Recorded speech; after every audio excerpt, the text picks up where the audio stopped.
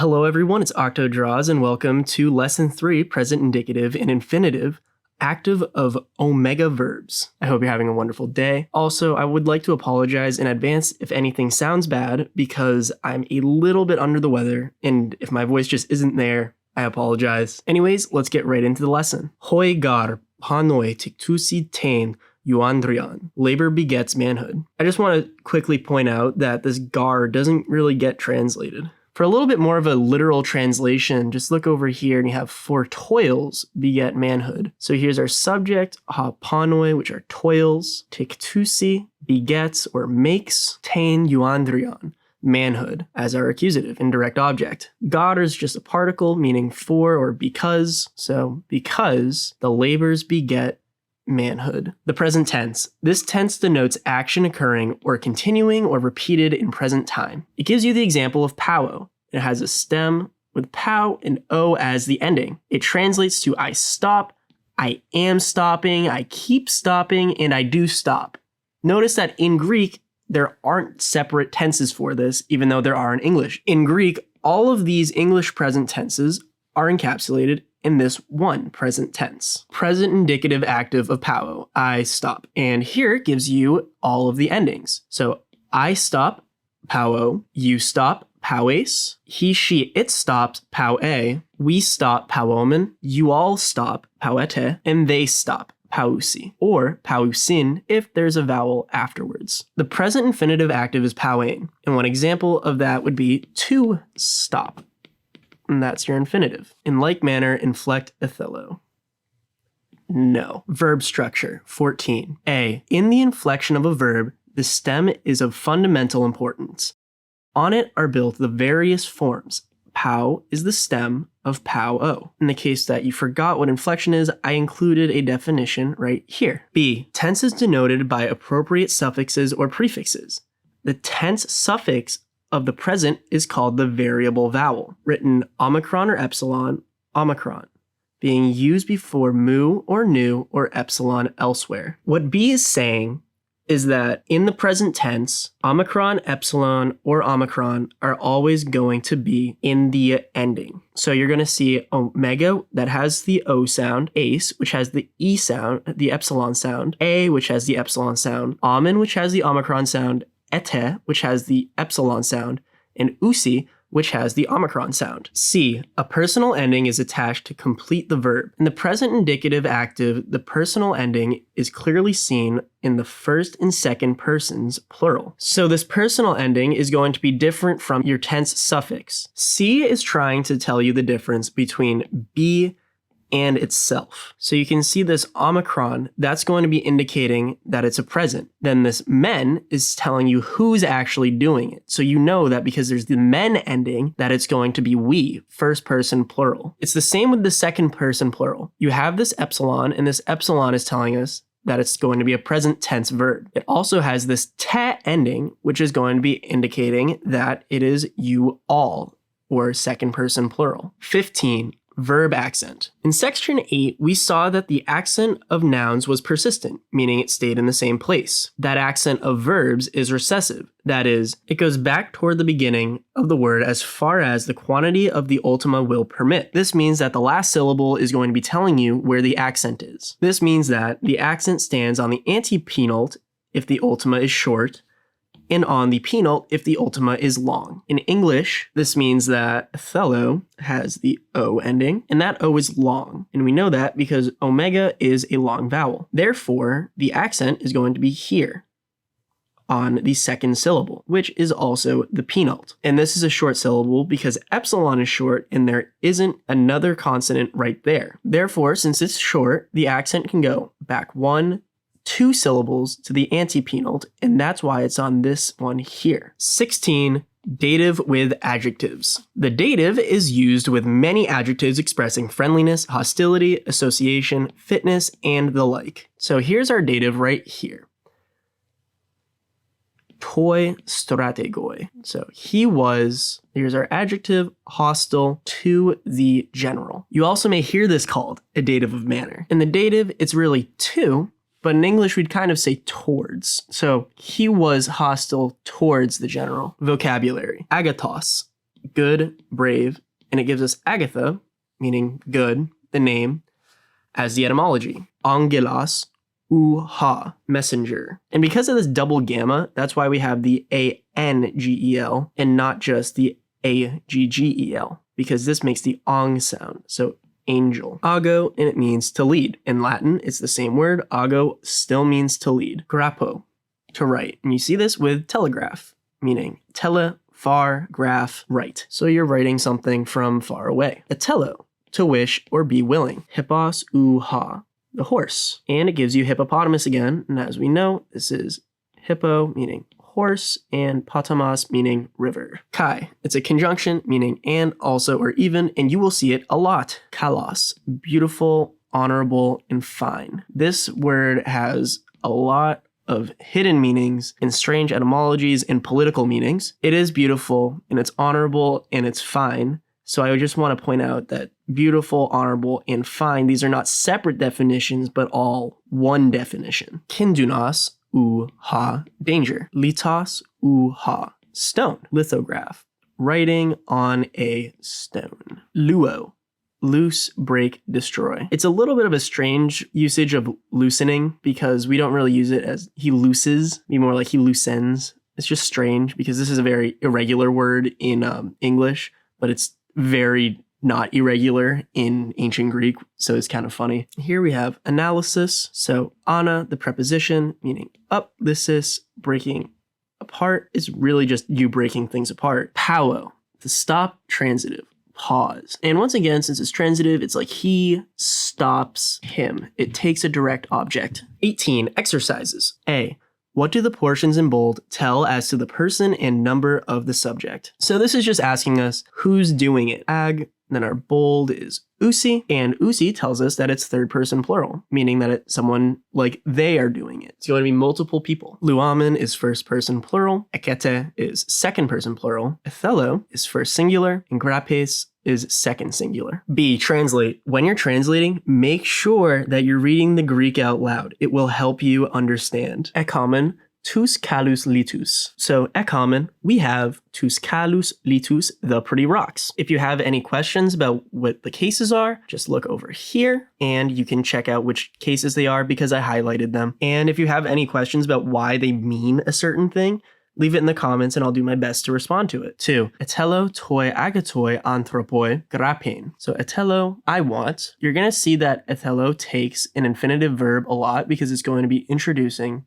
indirect discourse. Etello, I want, grapein, to write, toi agatoi anthropoi, to the good agatoi guy, anthropoi. Kai hos strategos ton angelon, age apa tu hellespontu. Kai, here, even though it means and, it's not connecting anything. Therefore, it's going to be even. Since there's no connection, it has to be an adverb. It cannot be a conjunction. Hos strategos, the general, go to our main verb. Age, leads, our accusative, ton angelon, the messenger, apa, from, to Hellespontu, away from the Hellespont. And altogether, even the general leads the messenger away from the Hellespont. 4.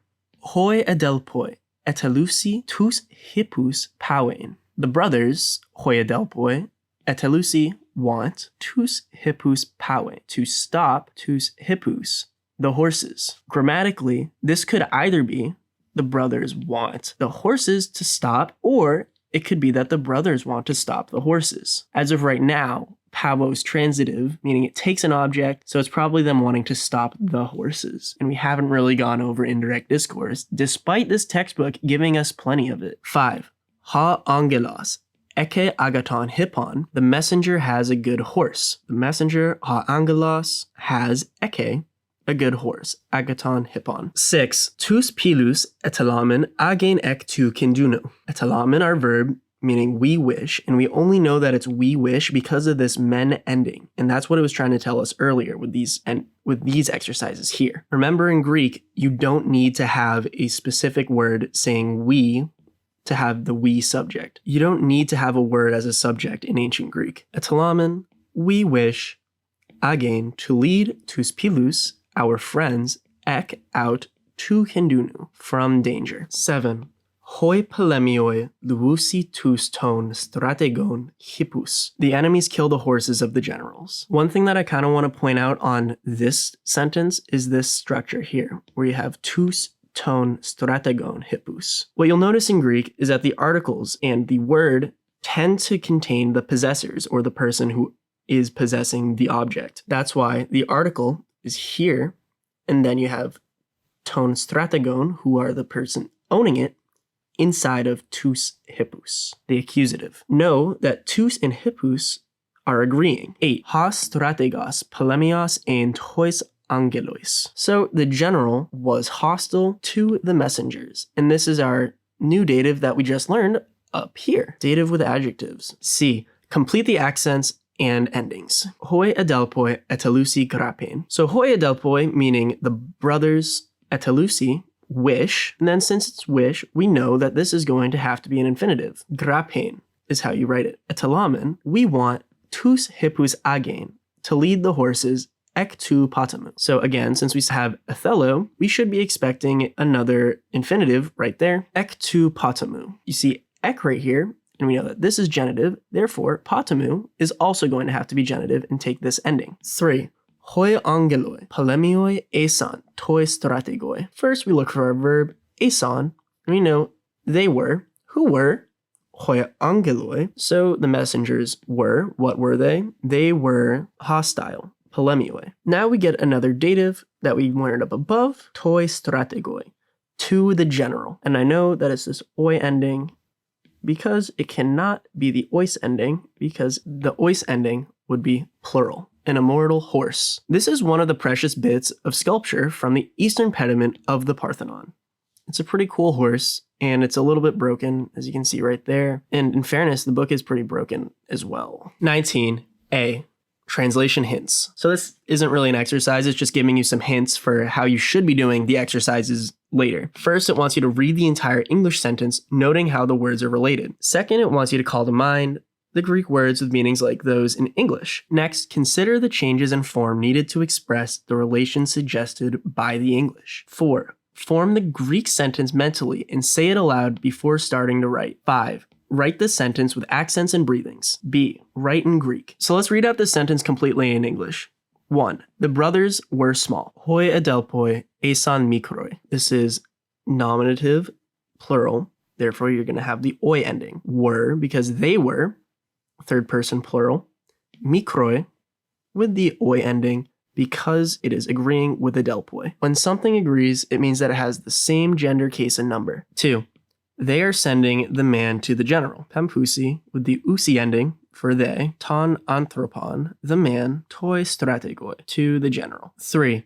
The general is sending the enemy away from the river. Ha strategos pempe ton polemion apa tu potamu. Ha strategos is the general, pempe is sending, ton polemion, the enemy, apa, which is our preposition for away, and this is going to be genitive because of this apa preposition, tu potamu. 4. He sends the man out of the river. Pempe, meaning he sends with this ending, ton anthropon, ek tu potamu, ton anthropon, the man. Direct object, masculine accusative singular, so it has the on ending. Out, ek, our preposition. This preposition takes a genitive, tu potamu, of the river. 5. They were brothers of the general. So here we have they, which is hoi, just their article. Esan were adelpoi tu strategu. Hoi esan adelpoi tu strategu. Hoi is they, just their article. Esan, they were, third person plural. Adelpoi, brothers. This is going to be a nominative because it's agreeing with hoi, and it is the subject of the general. Whenever you see of, this is a dead giveaway of genitive tu strategu. 20. Brekekekex quacks quacks. This is the famous refrain of the frog chorus in Aristophanes' comedy, The Frogs. It's really hard to say. I don't even know how they said this. Brekekekex quacks quacks. That's my best. In unison with this unceasing chant, Dionysus rows Charon's boat across the Styx. It is the basis of Yale's well-known yell. So Aristophanes, he's a very important comedian. He writes a lot of plays. I've read The Frogs. I think it's like a 6 or a 7 in terms of Aristophanes plays. It's pretty good. It's not his best work, but it's pretty good. In unison with this unceasing chant, Dionysus rows Charon's boat across the Styx. So Dionysus is obviously the god of wine or the East, and he's usually a funny guy. Charon is the ferryman, so he's the guy who owns the boat. The Styx separates the living from the dead in the ancient Greek underworld, so he's traveling into the underworld. So it's the basis for Yale's well-known Yale. And in case you're wondering how I think of Yale, here it is. Yuck. Anyways, I hope that you have a great day. I hope you enjoyed the lesson. And remember, be positive, be yourself, and I'll see you in the next video. Peace. But before you go, I made this little song to help you memorize the present indicative. I hope you like it. Hello and welcome to the present indicative active song. Oe se amen ete usi usi. Oe se amen ete usi usi. Oe se amen ete usi usi.